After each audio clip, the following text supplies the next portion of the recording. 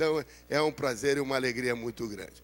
Isto posto, irmãos, essa noite eu quero trazer uma palavra que, vez por outra, eu trago à igreja sobre a questão das festas bíblicas e mormente pela festa da Páscoa. Então, hoje nós vamos dar um zoom na festa da Páscoa. Podemos passar, Larissa? Já está aí? Vai sair na lateral também, aí os irmãos... Vai sair nas televisões laterais? Dá para os irmãos acompanharem também. Abra a sua Bíblia em Isaías 46, de 9 a 11. Você mantenha a sua Bíblia aberta. Nós não vamos ler todo o texto, mas Isaías 46,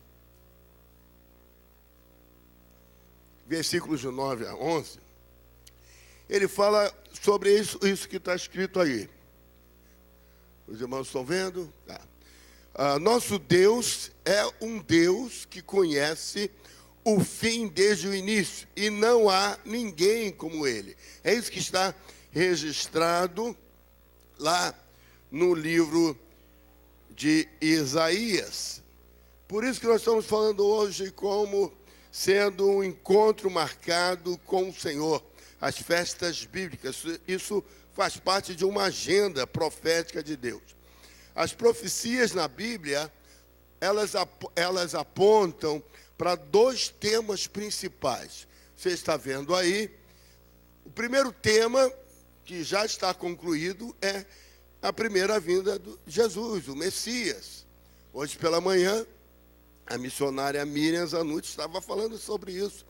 Jesus, o Messias, ou Messias, o Cristo. Então você vê que o nome de Jesus recebe um codinome, um nome associado, que é Jesus Cristo. Pastora Velena me pontuava hoje pela manhã dizendo assim: você encontra pessoas com o nome de Jesus, mas nome de Jesus Cristo você não encontra. Porque Jesus Cristo é somente aquele que já veio, que já morreu, que ressuscitou e está vivo, como nós cantamos. Então, as profecias bíblicas, elas primeiramente apontam para a vinda de Jesus. E Jesus já veio. E as profecias bíblicas também apontam, segundo ponto, apontam para o seu iminente retorno em poder e glória à terra. Então, quando nós olhamos para os textos bíblicos, para as profecias bíblicas, para as analogias bíblicas que são feitas, elas apontam para a vinda de Jesus. Jesus já veio. E elas apontam para a volta de Jesus. Então nós agora, como cristãos, e todo mundo, por decorrência, tem que estar na expectativa da volta de Jesus. Tem que estar na expectativa do retorno do Senhor com poder e glória, como diz a palavra do Senhor. As festas bíblicas, portanto, são dadas para os filhos de Israel e para a igreja, para que nós possamos ter uma visão clara, e por meio das profecias, em relação aos adventos concernentes a Jesus Cristo, o Messias. Interessante, meus irmãos, que Jesus, quando esteve entre nós, ele disse assim: olhai as Escrituras, o que elas profetizam, falam, é a respeito de mim. Jesus, então, está dizendo que a palavra de Deus, em termos de profecia, em termos de assuntos por vir, refere-se à pessoa de Jesus. Ele próprio diz isso. Então, quando nós olhamos para as festas bíblicas, nós aprendemos a respeito disso. Eu quero que você abra a sua Bíblia no livro de Levíticos, capítulo 23. Levíticos, capítulo 23, você pode deixar aberta aí. É o capítulo em que o escritor bíblico, Moisés, trata das festas bíblicas. E ele começa dizendo assim: fala aos filhos de Israel e diz-lhes: as festas fixas do Senhor que proclamareis serão santas convocações, são estas as minhas festas. E aí o Senhor vai falando, são festas bíblicas, festas que nós devemos crer, que nós devemos praticar, que nós devemos estar assim. E essas festas são 7. E o Senhor diz que elas são festas fixas, são solenidades do Senhor que proclamarão as santas convocações. Através da celebração das festas, Deus está dizendo para nós que Ele tem ordenado um tempo disposto, ou exato, ou um tempo fixo, referente ao seu compromisso com a humanidade, para cumprir certos eventos para a redenção do mundo, para a redenção de todos que crerem na mensagem salvífica, no plano redentivo do Senhor. Em outras palavras, as festas são meramente eventos reservados para o futuro, por serem cumpridos pela vinda do Messias. Bom, se nós olhamos, como no primeiro slide estava, havia 2 motivos. O primeiro, falar da primeira vinda, então, aquilo que apontava para a primeira vinda está cumprido. E se o segundo diz que é sobre a segunda vinda de Jesus, ou a volta de Jesus, ainda há alguma coisa reservada para o futuro. E aí, agora, nessa transparência, eu vou comentar com os irmãos a respeito das festas. A primeira festa é a festa de Páscoa, o primeiro mês do calendário sagrado judaico, o mês de Nissan. Esta festa, que está lá em Levítico, capítulo 23, versículos 4 e 5, ela se dá no 14º dia deste mês de Nissan. Depois vem a festa dos pães ázimos, que é do 15º até o 21º dia. E tem a festa das primícias. A festa das primícias é o dia seguinte ao sábado. Um pouquinho mais à frente eu estarei comentando sobre isso. Na realidade, para uma questão didática e de entendimento, se coloca aí escrito festa. Mas, na realidade, o termo melhor a ser usado não seria festa. Por exemplo, para a Páscoa, não é festa da Páscoa, e sim dia de Páscoa. Diga comigo, dia de Páscoa. Por quê? É o dia em que Moisés trouxe uma orientação para o povo. Sempre quando nós estamos celebrando a ceia do Senhor, eu costumo ler Êxodo capítulo 11, e ali Moisés traz o direcionamento para o povo com relação ao dia de Páscoa, que é o dia da passagem do anjo. Depois vem a festa dos pães ázimos. Na realidade, a festa dos pães ázimos, aí sim, são 7 dias de festa, sendo o primeiro e o último dia feriados religiosos. Esta é o guarda-chuva, a festa maior, onde o dia de Páscoa fica no 14º dia, na véspera do primeiro dia de festa de pães ázimos. O dia de Páscoa não é um feriado. O primeiro feriado é o primeiro dia dos pães ázimos. Então é interessante nós percebermos o que isso significa. Depois vem o dia de primícias. Aqui está escrito festa, porque o pessoal celebra, mas na realidade é o dia. E não é feriado também. É um dia comum, um dia sem ser feriado, e que Levíticos 23, de 9 a 14, nos ensina sobre esse dia. É o dia em que o sacerdote recebe os primeiros frutos, os primeiros molhos daquilo que se há de colher, na plenitude da colheita. Este é o primeiro momento em que se apresenta para o sacerdote. E aqui se diz primeiro dia depois de um sábado.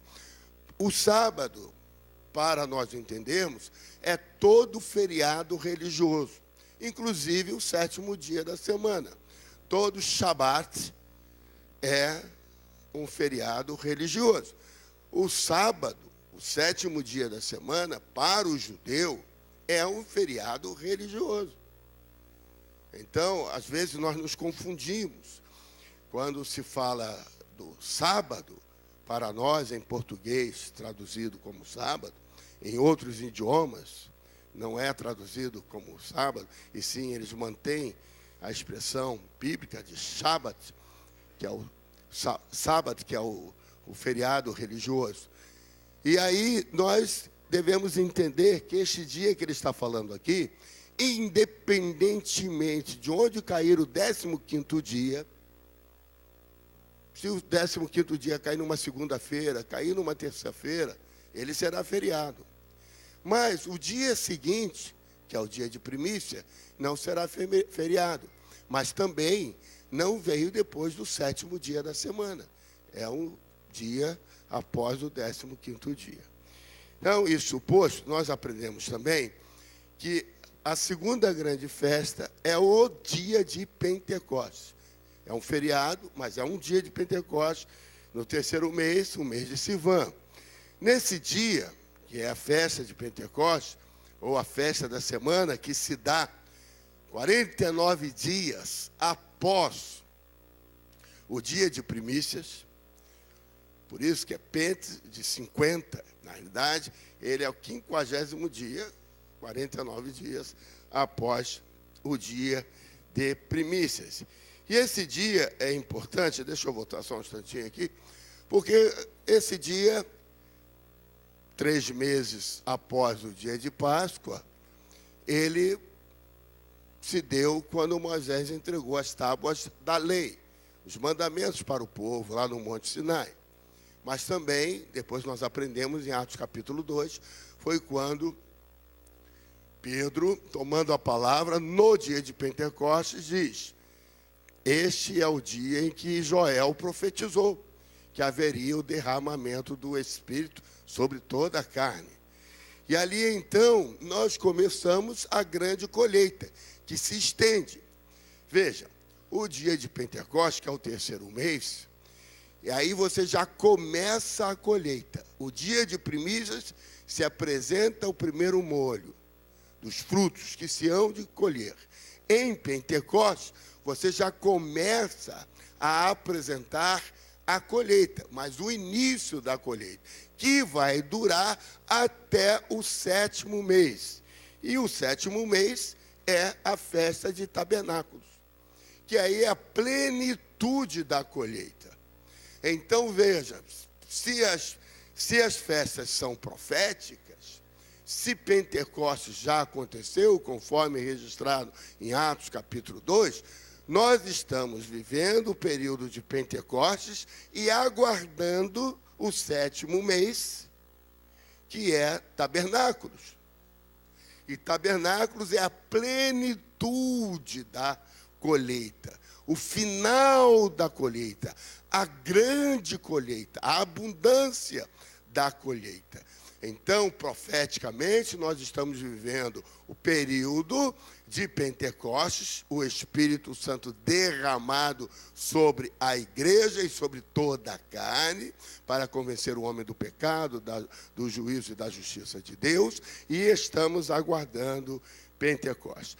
A festa de Pentecostes, ela é compreendida por 3 períodos. O primeiro é o toque da trombeta, que é o primeiro dia.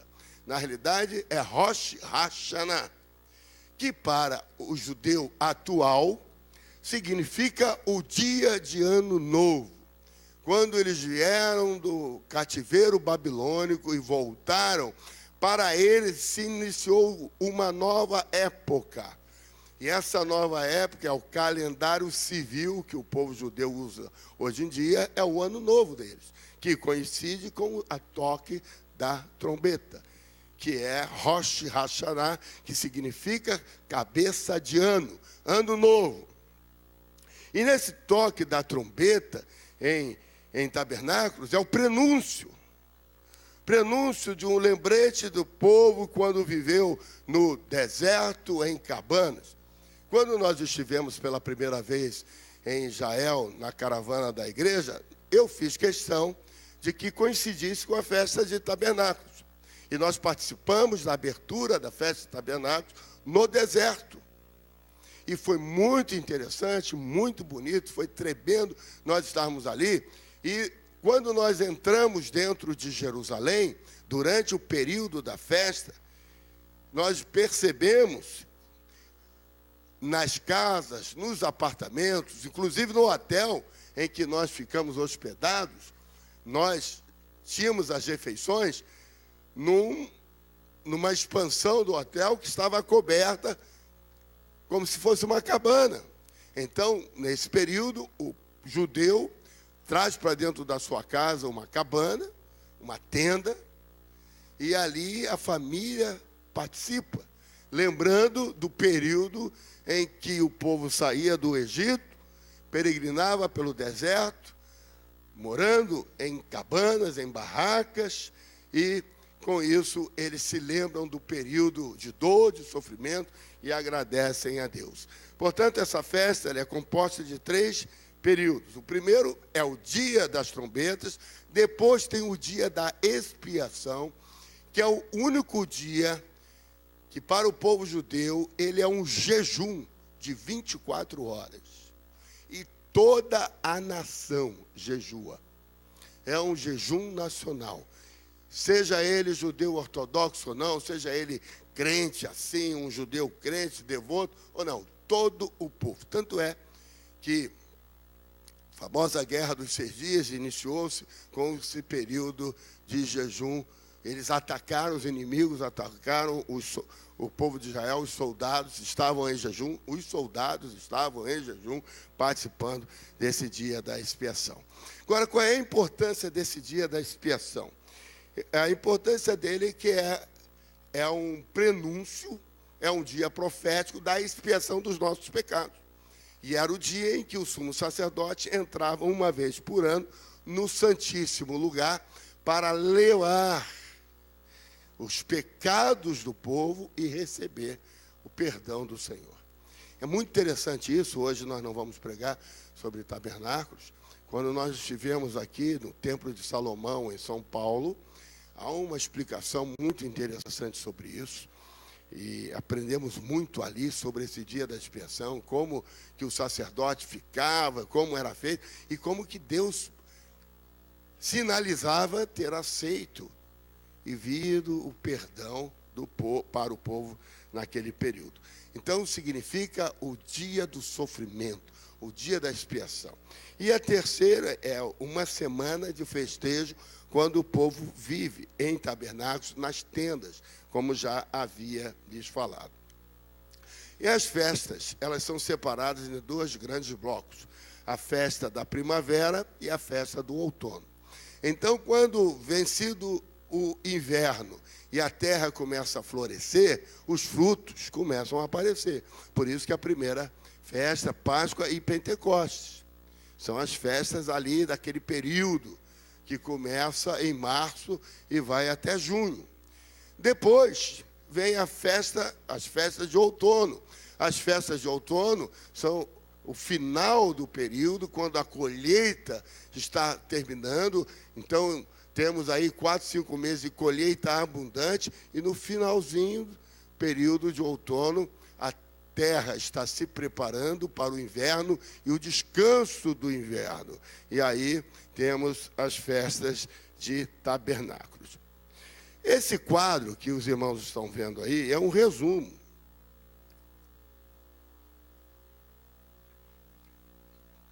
que eu busco fazer. Eu recebi isso de uma revista que recebo lá do povo de Singapura, e vinha aí esse quadro que eu achei muito interessante, que aí os irmãos veem de uma forma gráfica aquilo que eu estava expondo para os irmãos. Então, a primeira festa, Páscoa, a segunda, Pentecostes, terceira, Tabernáculos. E esses são os conjuntos das grandes festas, divididas, Páscoa dividida em 3, Pentecostes 1, Tabernáculos em 3, ao todo são 7 momentos de celebração, 3 grandes festas, 7 momentos de celebração. Isso é importante, e tudo isso está em Levítico 23.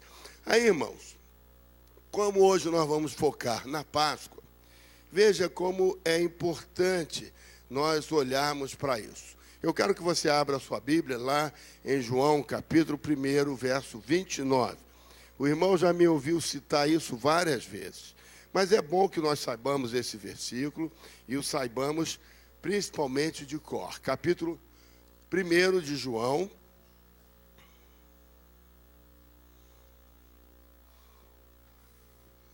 verso 29. O Evangelho de João, capítulo 1, verso 29. Diz assim o texto: no dia seguinte, viu João, o Batista, a Jesus, que vinha para ele, e disse: eis o Cordeiro de Deus que tira o pecado do mundo. Eis o Cordeiro de Deus que tira o pecado do mundo. Diga comigo: eis o Cordeiro de Deus que tira o pecado do mundo. Irmãos, eu quero fazer um parênteses aqui, e eu sempre gosto de tocar nisso. Há um hino do cantor cristão, 396 do cantor cristão, que eu já falei aqui com os irmãos, mas eu gosto de repetir, que o escritor do hino, o compositor do hino, escreveu a letra do hino, ele está corretíssimo. O hino 396 diz assim: ó com cego eu andei, perdido vaguei, longe, longe do meu Salvador.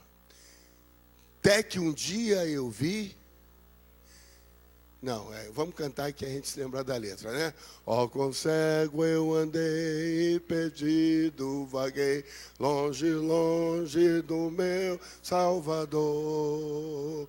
Mas da glória desceu e seu sangue verteu para salvar um tão pobre pecador. Foi na cruz, onde um dia eu vi castigado em Jesus. Foi ali pela fé que meus olhos abri, e eu agora me alegro em sua luz. Amém, vocês cantam muito bonito. Mas o importante desse cântico, desse hino, é que o escritor bíblico diz assim: foi na cruz, onde um dia eu vi meu pecado. Muitas pessoas cantam assim: eu sou tão pecador que eu jogo logo os meus pecados. Teologicamente está errado. Porque mais à frente, Paulo nos ensina que quando Cristo desceu e subiu, ele levou cativo o cativeiro. E tragada foi a morte na vitória. E aí João diz assim: eis o Cordeiro de Deus que tira o pecado do mundo. A que pecado ele está se referindo? Ao pecado do Éden. Ao pecado que distanciou a humanidade de Deus. Por isso que nós cantamos aquele outro cântico que diz: pelo novo e vivo caminho nós podemos ter acesso a Deus.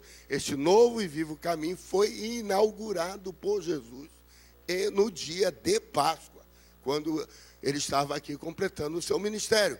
Então Jesus tirou o véu, e com isso nós temos acesso a Deus. O pecado que nos separava de Deus já não separa mais. Então o pecado, falando teologicamente, já não nos separa mais de Deus. O que nós temos hoje na nossa vida, e muitas vezes nós pedimos perdão a Deus, são as iniquidades. Aquilo que ainda está dentro de nós, que nós temos que vencê-las. Diariamente nós temos que vencê-las.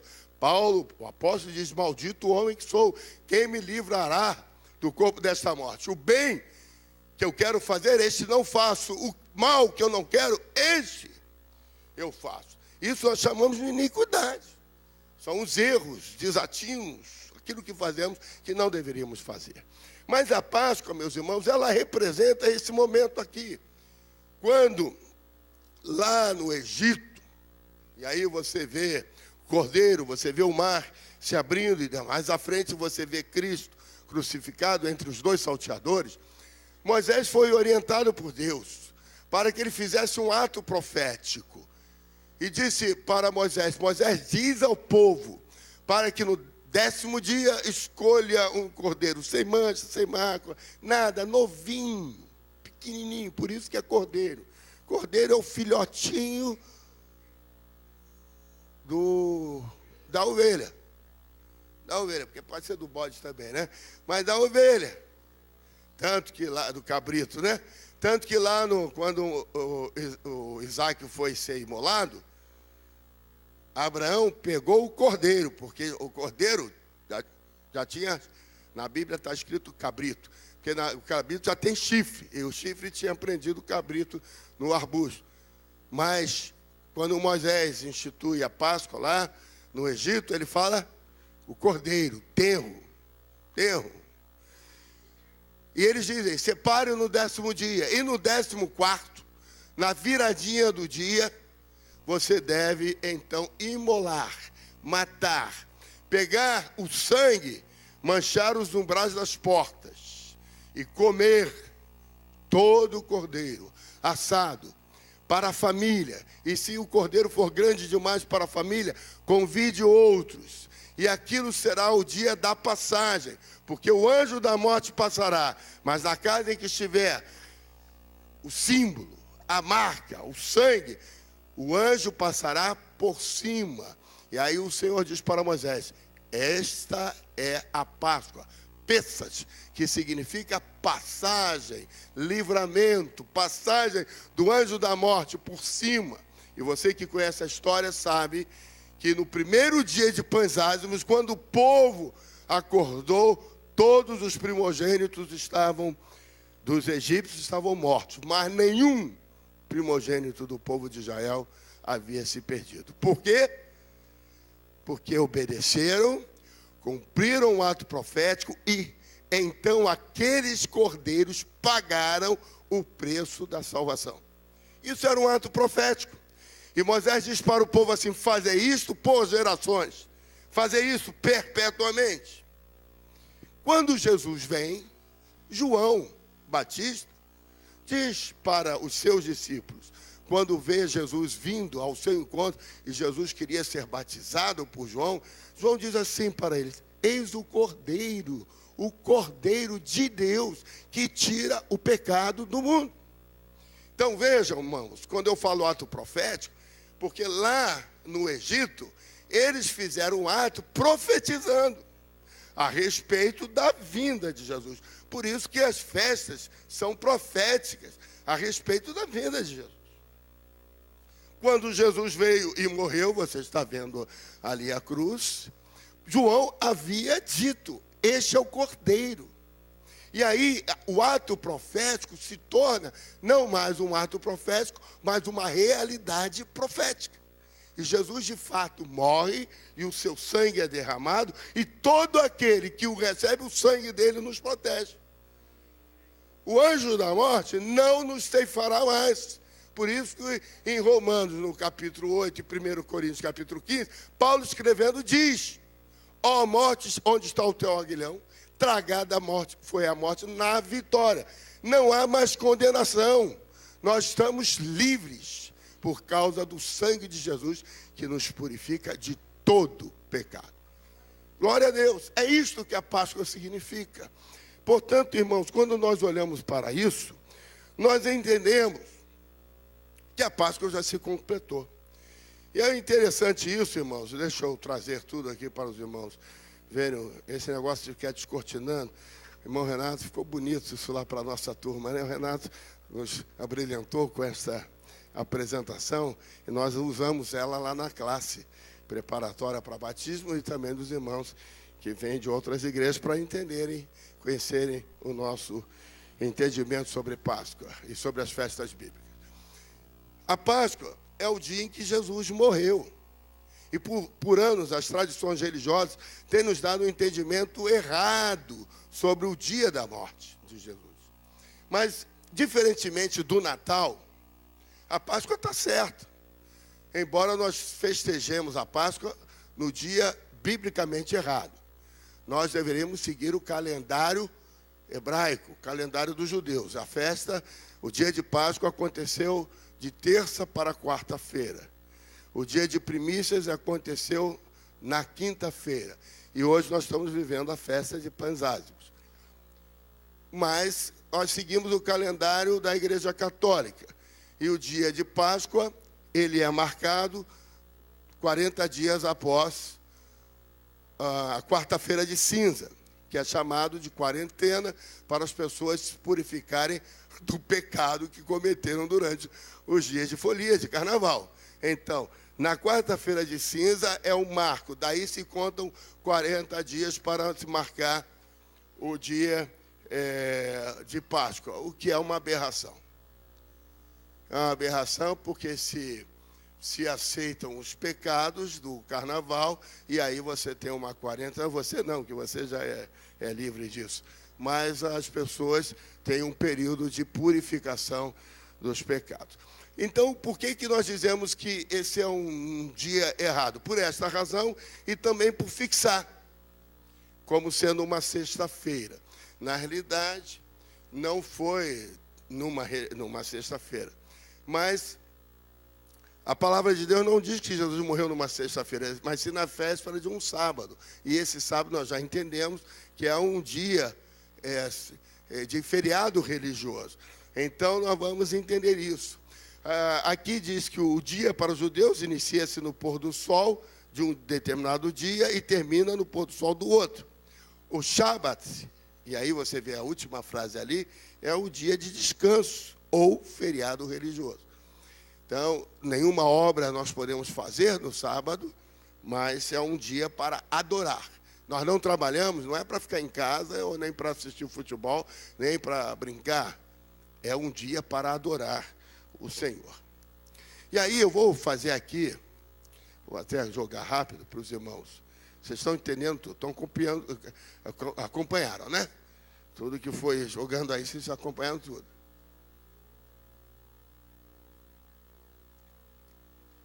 Larissa, consegue jogar nas televisões do lado? Consegue não, Larissa? Você não consegue?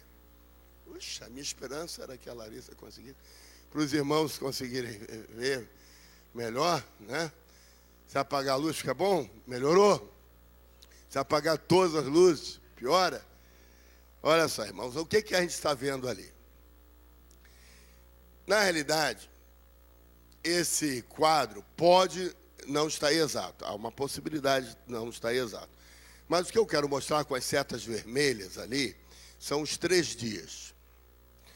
Mateus capítulo 12, 39 a 40, você vê aqui na base ali, ele fala do sinal de Jonas. O sinal de Jonas, 3 dias e 3 noites na barriga do grande peixe. Lembrem-se que toda a Bíblia, as profecias, os acontecimentos, apontam para Jesus. Diga comigo, apontam para Jesus. Então Jesus virou-se para os gregos e disse: nenhum sinal lhe será dado, senão o sinal de Jonas. Qual era o sinal de Jonas? O sinal de Jonas era que, quando Jonas entrou nas entranhas daquele animal, e passou 3 dias e 3 noites lá, Jesus diz então, assim como Jonas entrou nas entranhas daquele animal, daquele grande peixe, importa que o Filho do Homem também. Então Jesus estava se referindo a 3 dias e 3 noites que ele estaria morto.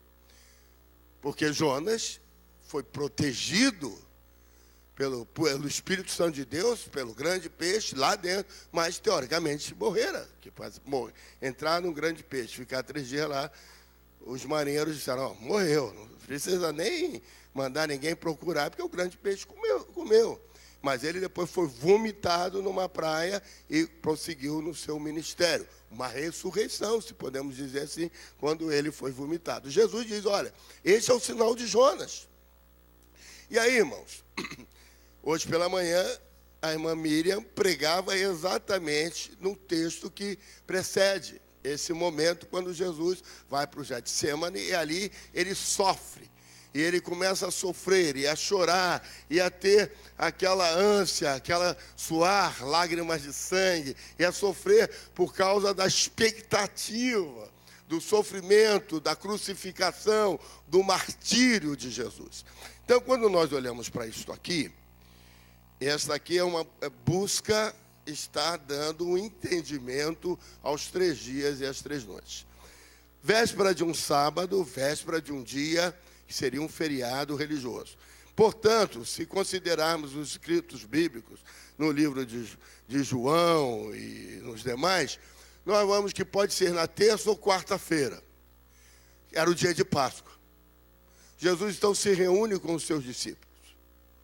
Em Mateus capítulo 26 é muito claro que diz assim: e Jesus comeu o pão, bebeu do cálice, participou da ceia.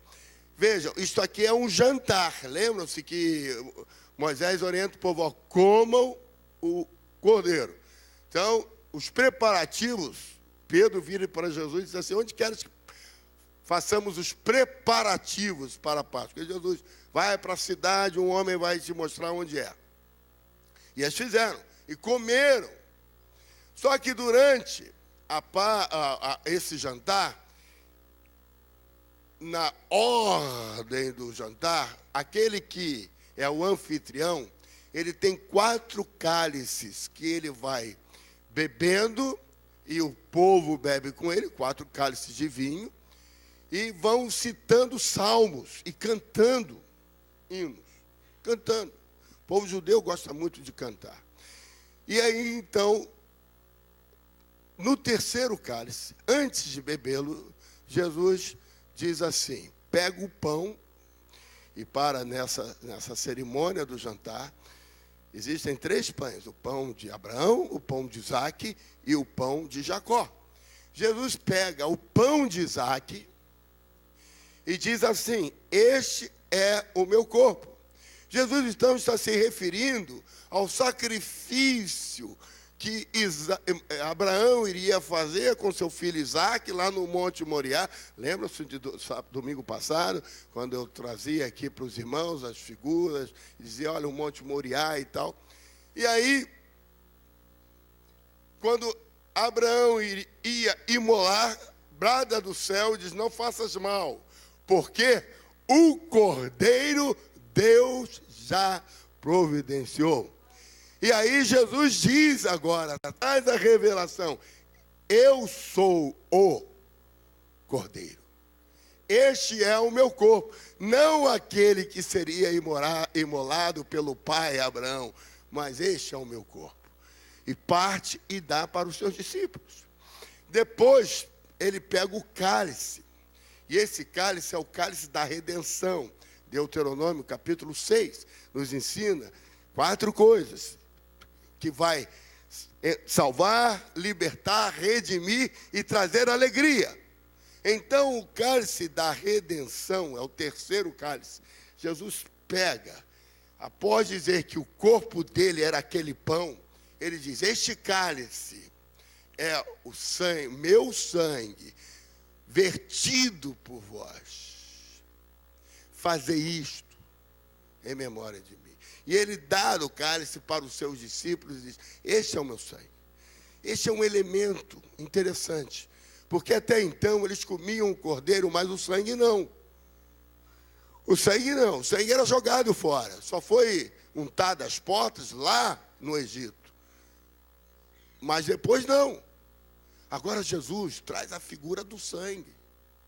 Ele diz: o meu sangue é o novo pacto no meu nome. E aí Jesus diz: um novo mandamento vos dou. Não mais fareis a Páscoa como vocês vinham fazendo. Porque agora eu vim, eu vou ser crucificado, vou ressurgir.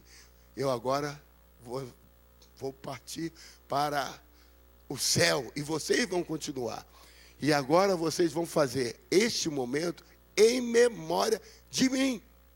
Mudou o significado. Portanto, meus irmãos, esse 14º dia, Jesus sai e à tardinha ele é crucificado. Aí é o início da festa dos pães asmos. Por isso Jesus já tinha que estar crucificado, porque quando virasse o dia já era feriado. E aí eles não poderiam carregar morto, tocar em morto, crucificar ninguém.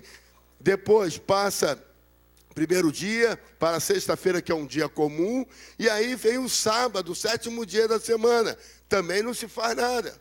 E aí nós encontramos em Mateus que na madrugada as mulheres vão, mas quando elas chegam lá, Jesus já está ressuscitado. E aí nós entendemos que o primeiro dia útil após o sábado, que é domingo, no caso aqui era um domingo, coincidentemente, Jesus não nasceu no domingo por ser domingo, nem ele santificou o domingo. Ele nasceu no dia de primícias. Diga comigo, ele nasceu no dia de primícias. E nós só entendemos isso quando Paulo fala a respeito disso. Quando Paulo fala a respeito disso, dizendo que Jesus é a nossa primícia, é o primeiro. Então ele tinha que ressuscitar no dia de primícias. E esse dia, para este momento da história, representava o terceiro dia, o sinal de Jonas, o dia de primícias, porque ele tinha que nascer e ressuscitar em primícias. E ele ressuscitou. Glória a Deus por isso. Portanto, irmãos, quando eu dizia para os amados que as festas apontavam para a primeira vinda de Jesus, Páscoa já cumpriu o seu papel. Nós não temos que celebrar a Páscoa.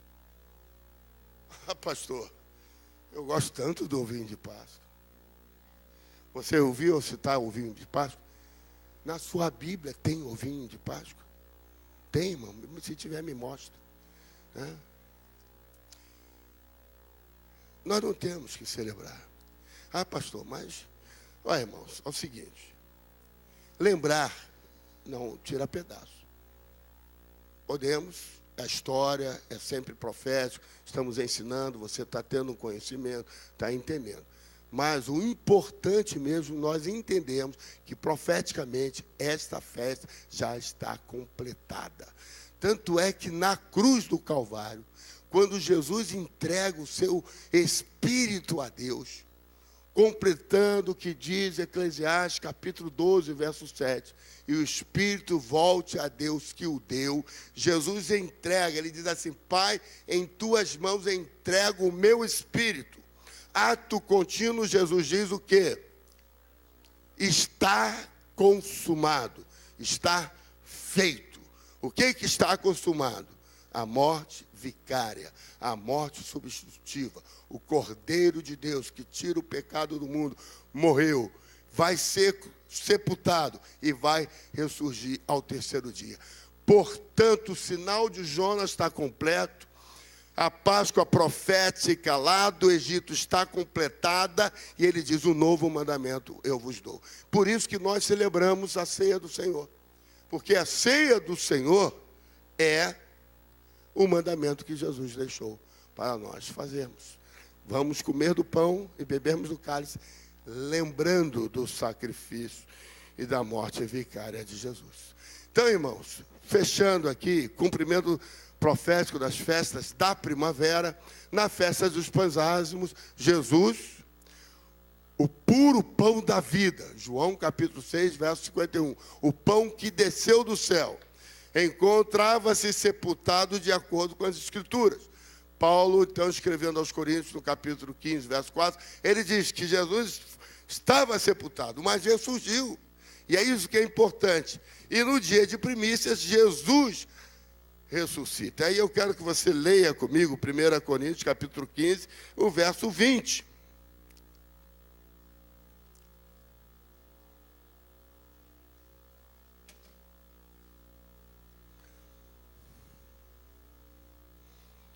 Veja, 1 Coríntios, capítulo 15, verso 20. Mas, de fato, você pode ler comigo? Vamos lá? Mas, de fato, Cristo, sendo Ele,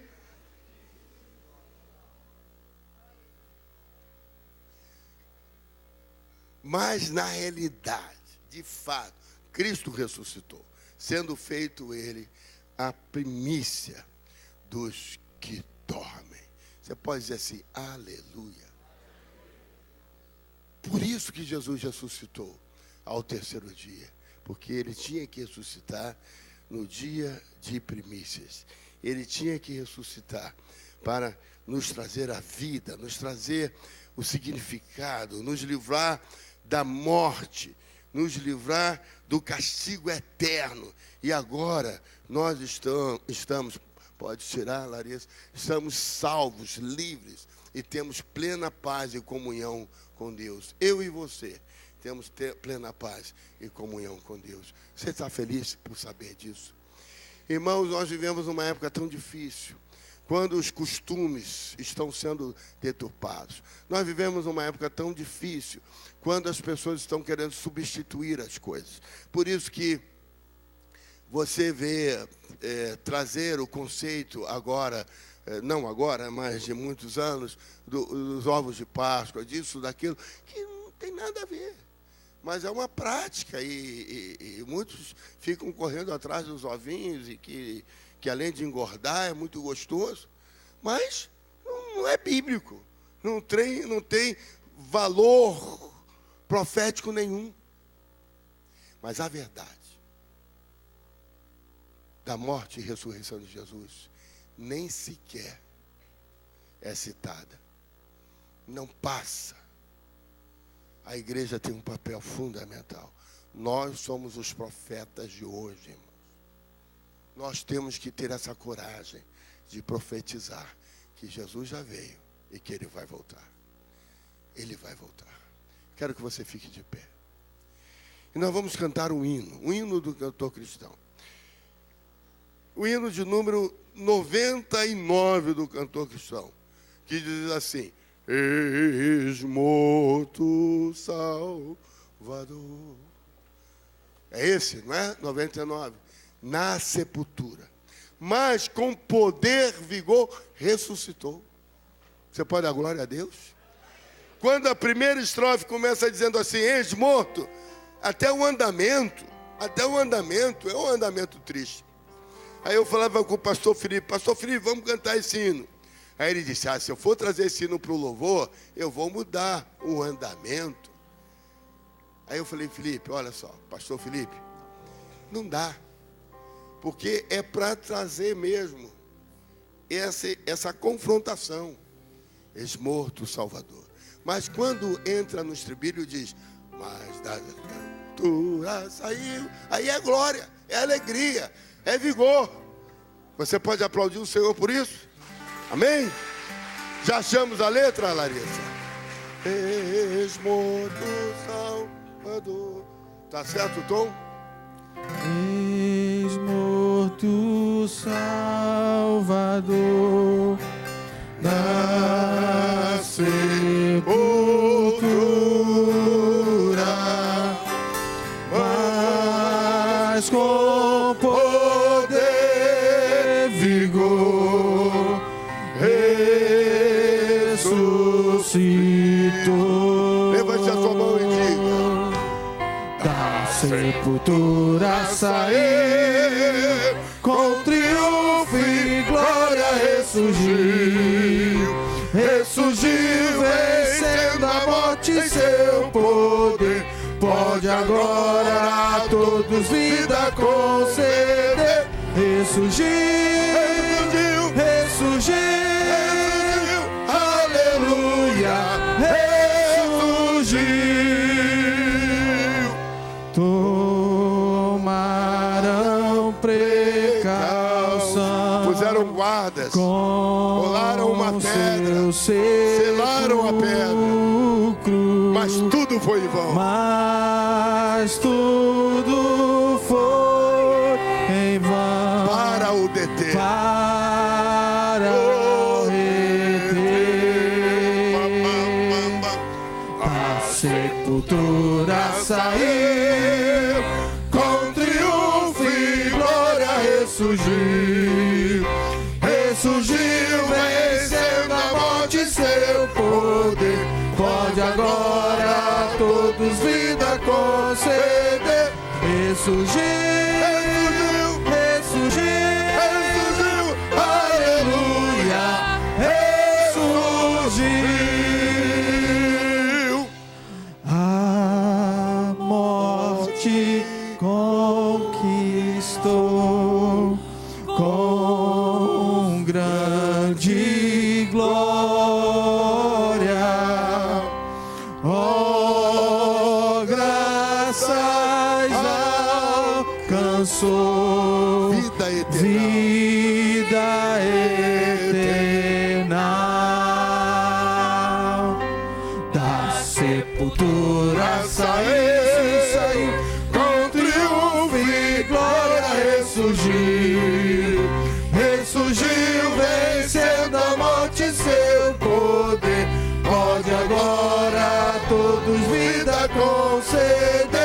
ressurgiu, ressurgiu, aleluia, ressurgiu.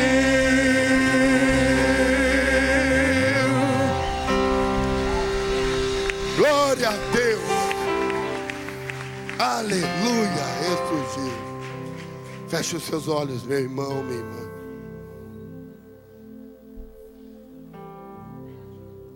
Se cremos em qualquer fato histórico, temos que crer na ressurreição de Jesus.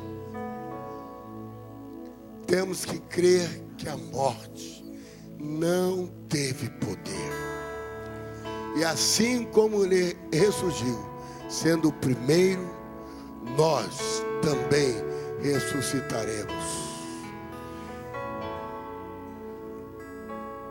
Mas profeticamente, já ressuscitamos. Nós vivemos uma nova vida. Agradeça ao Senhor. Diga para Ele: Pai, muito obrigado. E se você ainda não entregou a sua vida a Jesus, entregue hoje. Diga: Senhor, eu preciso fazer parte desta ressurreição, para que quando aquela trombeta do Rosh Hashanah soar, eu possa estar no meio do teu povo, Senhor. Porque Cristo vai voltar em tabernáculos. Não sabemos o dia, não sabemos a hora, não sabemos o ano, mas sabemos que Ele vai voltar. E nós queremos estar na presença do Senhor. Entregue a sua vida ao Senhor. Busque servir ao Senhor. Busque viver uma vida de paz, de santidade, deixando aquilo que entristece o coração de Deus. Viver uma nova vida com o Senhor. Pai, muito obrigado por esses dias. Obrigado porque conhecemos a Tua palavra. Obrigado, Senhor, porque podemos exaltar Jesus Cristo, crucificado, mas hoje vivo à direita do Eterno, à direita do Altíssimo, intercedendo por cada um de nós, dizendo: Pai, este é filho, Pai, esta é filha, nos enchendo com o seu amor, com a presença do Espírito Santo, cuidando de nós, preparando-se para a sua volta. O trono de Jesus já está sendo preparado para o retorno dele, para se assentar e governar, e nós estaremos com ele. Busque a sua vida diante do Senhor. Peça ao Senhor que te ajude, para que você não entristeça o Espírito Santo, mas viva uma nova vida com o Senhor. Pai, eu abençoo meu irmão, minha irmã, estes que estão aqui, aqueles que participam por meio da internet.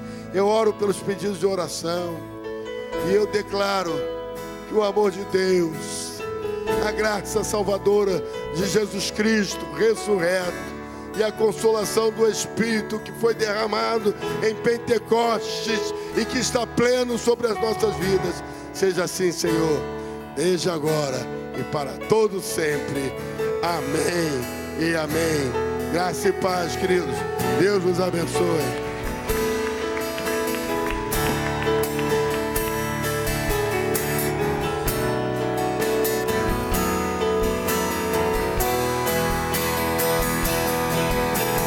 Digno é o Senhor,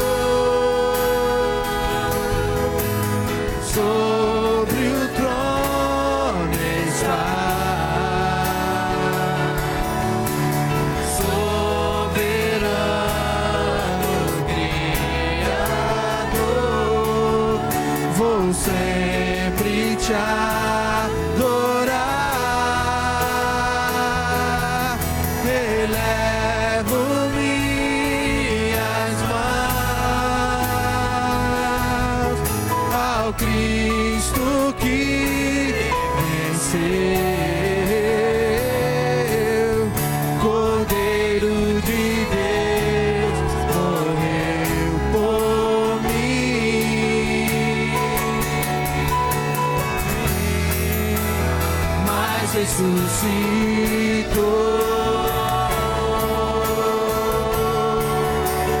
Digno é o Senhor, mas ressuscitou.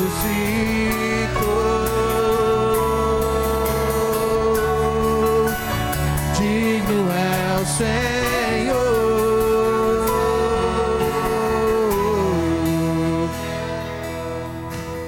digno é o Senhor, digno é o Senhor, digno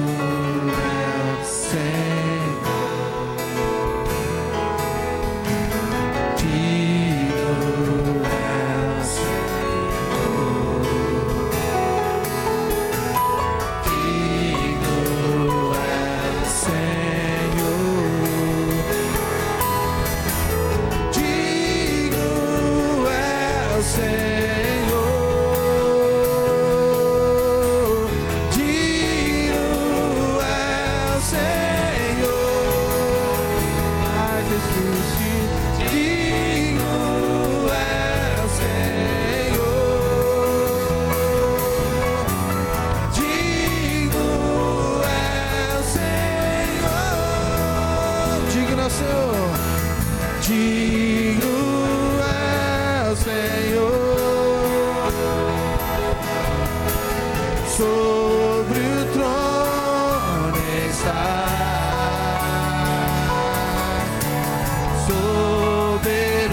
soberano Criador, vou sempre te adorar, elevo minhas mãos ao Cristo que venceu, Cordeiro de Deus morreu por mim,